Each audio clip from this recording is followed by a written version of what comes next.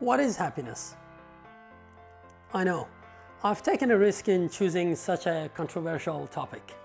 Yet, if not all, one way or another, most of us want to be happy. Don't you agree? Hi everyone, I'm Coach Phoenix and I'd like to share my learnings on this subject with you. Basic emotions are named and categorized differently, but in general, there are 6 different types of basic emotions. These include happiness, sadness, fear, disgust, anger, and surprise. Happiness is an emotional state which is characterized by the feelings of joy, satisfaction, contentment, and fulfillment. Researchers have used the term subjective well-being interchangeably with happiness, which they measure by simply asking people to report how satisfied they feel with their own lives and how much positive or negative emotions they're experiencing. The 2 key components of happiness or subjective well-being include balance of emotions, meaning that happiness is linked to experiencing more positive than negative feelings, and life satisfaction, which relates to how satisfied you feel with different areas of your life. Note that happy people still feel the whole range of human emotions from time to time. But even when faced with discomfort, they have an underlying sense of optimism that things will get better, that they can handle what is happening, and that they will be able to feel happy again. The ancient Greek philosopher Aristotle made a distinction between the 2 kinds of happiness, namely Hedonia and Udemonia. Hedonia is the happiness derived from pleasure. It is associated to do with what feels good, self-care, experiencing enjoyment, fulfilling desires, and having a sense of satisfaction. Eudaimonia, on the other hand, is derived from seeking virtue and meaning. It is associated with fulfilling responsibilities, concern for welfare of others, and living up to personal ideals. Hedonia and Udemonia are more commonly known in today's psychology as pleasure and meaning, respectively. More recently, psychologists have suggested the addition of a 3rd component relating to engagement. These are feeling of commitment and participation in different areas of life.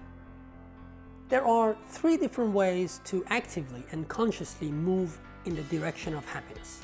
Number 1, pursuing intrinsic goals. Likes of personal growth and community can help boost happiness. Pursuing intrinsic goals can increase happiness more than pursuing extrinsic goals like money and status. Number 2, enjoying the moment. We tend to over-earn. We become so focused on accumulating things that we lose track of actually enjoying what we're doing. So rather than falling into the trap of mindlessly accumulating to the detriment of our happiness, let's focus on practicing gratitude for the things we already have and enjoying the process as we go forward.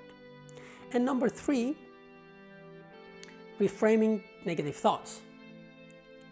We have a natural negativity bias, or the tendency to pay more attention to bad things than good ones.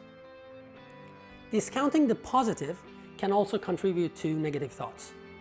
Reframing negative thoughts isn't about ignoring them. It means trying to take a more balanced and realistic look at events. One might ask, how can happiness be improved? You may be surprised knowing that around 50% of overall life satisfaction is governed by genetics, 10% by external events, and 40% by individual activities. So while you might not be able to change what is called your base level happiness, which is governed by genetics, there are things you can do to improve your happiness and satisfaction. Some examples of these are purpose, gratitude, and exercise. Purpose is connected with better well-being and fulfillment. Having a sense of purpose involves seeing your life as having goals, direction, and meaning.